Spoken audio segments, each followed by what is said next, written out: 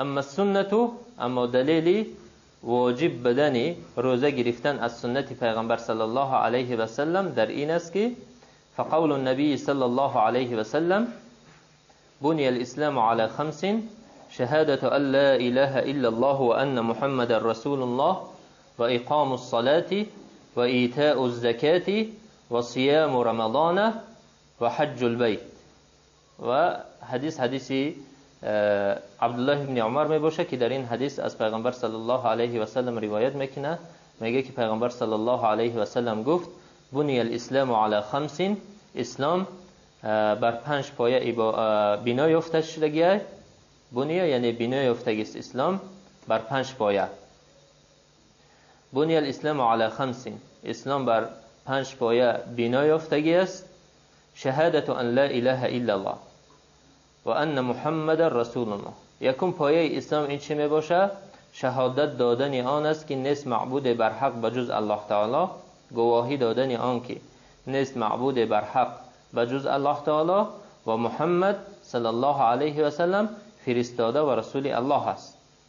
و اقام الصلاة و برپا داشتن نماز و ایتاء الزکات و دادن زکات مال و صیام رمضان و روزه گرفتن ماه شریف رمضان، که این موضع شاهد برای ما می باشه که روزه گرفتن ماه شریف رمضان این یکی از پایه های اسلام و رکن های اسلام می باشه. و حج البیت و حج کردن خانه خدا، یعنی که خانه الله مراد چی می باشه؟ کعبه مشرفه می باشه. آنکه روزه گرفتن ماه شریف رمضان این یکی از ارکان اسلام می باشه. یعنی حدیث طلحه ابن عبیدالله آمده است که یک مرد پیغمبر صلی الله علیه و سلم سوال کرد و گفت که ای رسول الله، من خبر بده که آیا الله تعالی برای من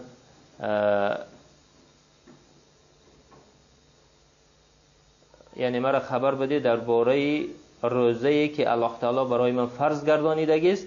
پیغمبر در جواب گفت که شهر رمضان، یعنی که ماه رمضان. روزه‌ای که برای تو الله تعالی فرض گردانیده این ماه رمضان می باشه.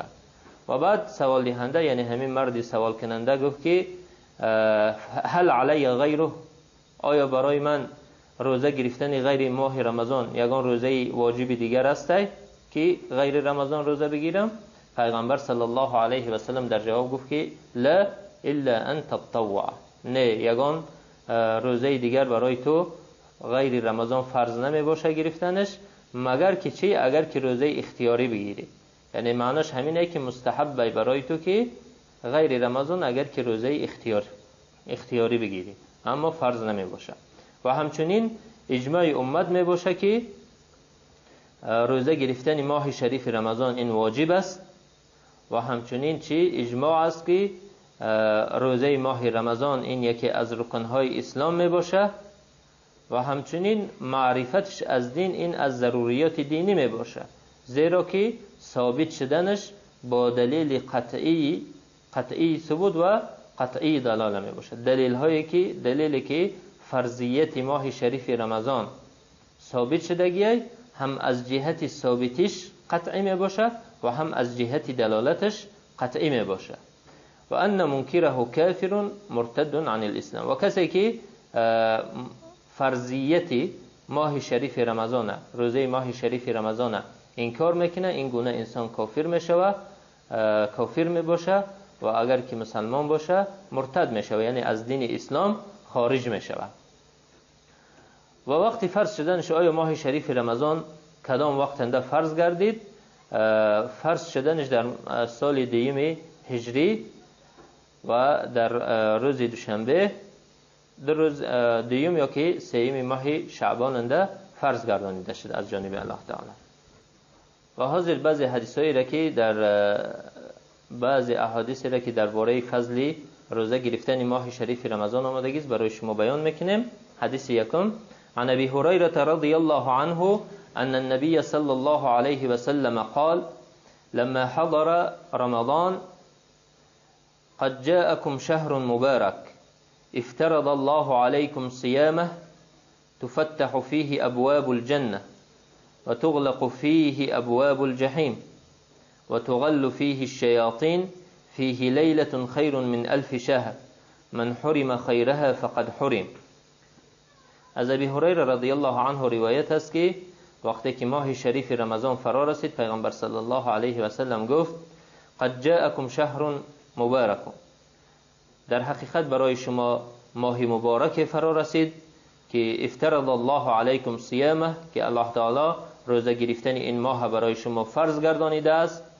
تفتح فیه ابواب الجنه، که در این ماه درهای جنت، درهای بهشت برای شما گشاده می شود، زیرا که در این ماه طاعت و عبادت انسان بسیار می شود و عملهایی را که برای سبب در آمدن بهشت می شوند بسیار بجا می آورد و درهای جنت در این ماه گشاده می شوند و تغلق یا که تغلق فیه ابواب الجحیم و درهای دوزخ در این ماه مبارک پوشیده می شوند و معصیت و گناه ها در این ماه کم می شود زیرا که بنده ها بسیارتر به طاعت و عبادت مشغول می شوند. و همچنین تغل فیه الشیاطین، و در این ماه مبارک شیطان ها زنجیربند کرده می شوند، بسته می شوند، و به خصوص شیطان هایی که از جهت تمرد و از جهت بدی بسیارتر فساد میکنند در این ماه بسته میشوند.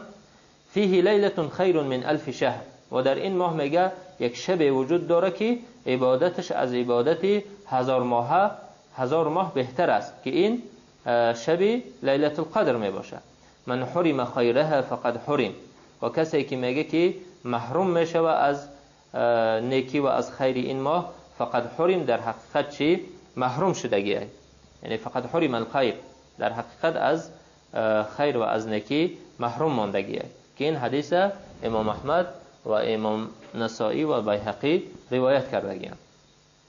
و حدیث دیم و عن عرفجة قال كنت عند عتبة ابن فرقد وهو يحدث عن رمضان قال فدخل علينا رجل من أصحاب محمد صلى الله عليه وسلم فلما رآه عتبة هابه فسكت قال فحدث عن رمضان قال سمعت رسول الله صلى الله عليه وسلم يقول في رمضان تغلق أبواب النار وتفتح أبواب الجنة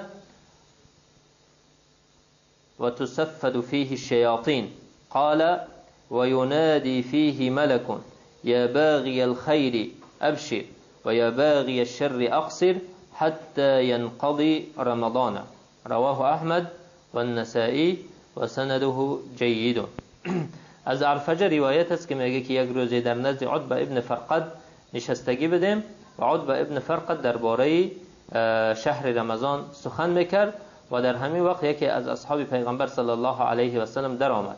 وقتی که عتبه این صحابی پیغمبر صلی الله علیه و سلم دید، دیگر جرأتی در پیش سخن کردن نکرد و خاموش ایستاد و گفت که برای ما درباره رمضان یگان حدیثی بگو. پیغمبر صلی الله علیه و سلم که درباره رمضان گفت، درباره شهر رمضان میگفت تغلق ابواب النار، که در این ماه مبارک درهای آتش پوشیده میشوند و تفتح ابواب الجنه، و درهای جنت گشاده میشوند و تصفد فیه الشیاطین، و بسته میشوند در این ماه شیطان ها در این ماه بسته میشوند و بخصوص شیطان هایی که بدی آنها زیاد است.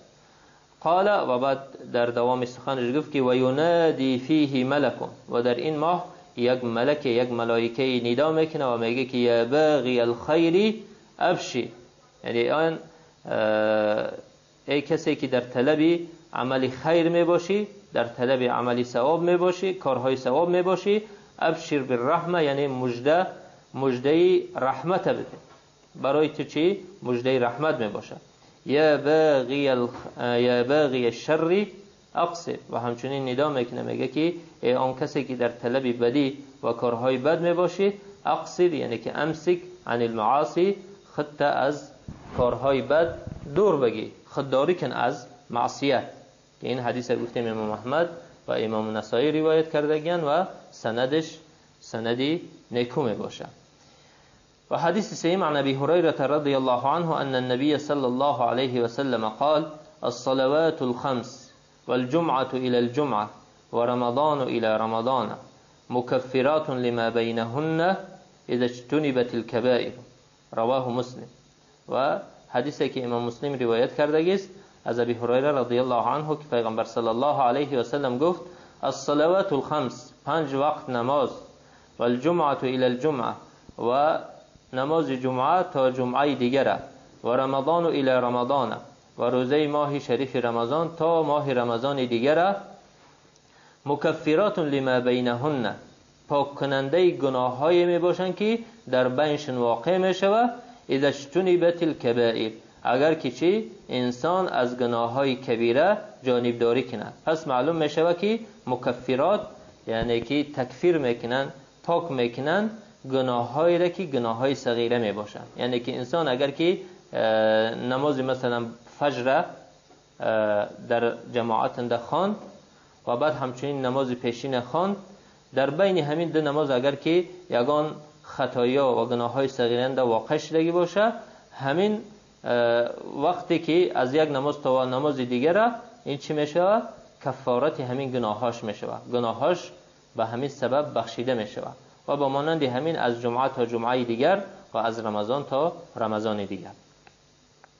و حدیث چهارم عن ابي سعيد الخدري رضي الله عنه ان النبي صلى الله عليه وسلم قال من صام رمضان وعرف حدوده وتحفظ مما كان ينبغي أن يتحفظ منه كفر ما قبله. رواه أحمد والبيهقي بسند جيد. و همچنین حدیثی ابی سعید خدری رضی الله عنه می باشه که پیغمبر صلی الله علیه و سلم گفت کسی که ماه رمضان روزه میگیره و عرف حدوده و همون حدود گذاشتگی را که برای این ماه گذاشته شدگی است میفهمشن، میدونشن، و تحفظ مما كان ينبغي ان يتحفظ منه، و خودش نگاه میداره از آن چیزی که لازم است باید که خودش نگاه بداره. کفر ما قبله، پس یعنی که همین روزه گرفتگیش سبب بخشیدن گناهایش میشه و که پیش از رمضان در آنها واقع شدگی بود. و گفتیم که چی غالبا در اینجا گناههای کبیره، گناههای صغیره را در نظر داره، گناههای میده را، چون که گناه کبیره احتیاج به چی داره؟ به توبه کردن داره. و این حدیث گفتیم امام احمد و بیهقی روایت کرده.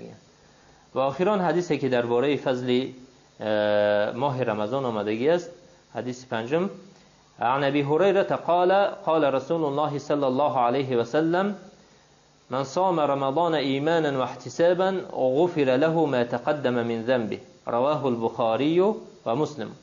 و این حدیث چی می باشه؟ متفق علیه می باشه که هم امام بخاری روایتش کرده است و هم امام مسلم از ابی هریره رضی الله عنه که پیغمبر صلی الله علیه و سلم گفت من صام رمضان ایمانا و احتسابا، کسی که ماه شریف رمضان روزه میگیره ایمانا و احتسابا، ایمان یعنی که ایمان داره به فرض بدن روزه گرفتنش، و احتسابا و همچنین چی یحتسب اجره عند الله، یعنی که خالصانه همین ماه برای الله تعالی روزه میگیره و اجرش و ثوابش از الله تعالی منتظر میشه.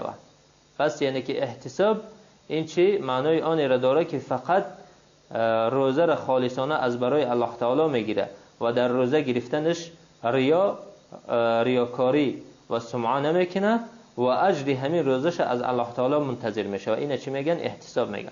غفر له ما تقدم من ذنبه، و کسی که ماه شریف رمضان با همین دو صفت، یعنی که با ایمان داشتنش به فرضیت این ماه و همچنین چی با خالصانه با اخلاصانه روزه گرفتنش روزه میداره، نتیجهش چی میشه؟ غفر له ما تقدم من ذنبه، آن گناهایی که پیش از روزه گرفتنش واقع شدگی بود گناهاش بخشیده میشوند. که این حدیث امام بخاری و امام مسلم روایت کرده.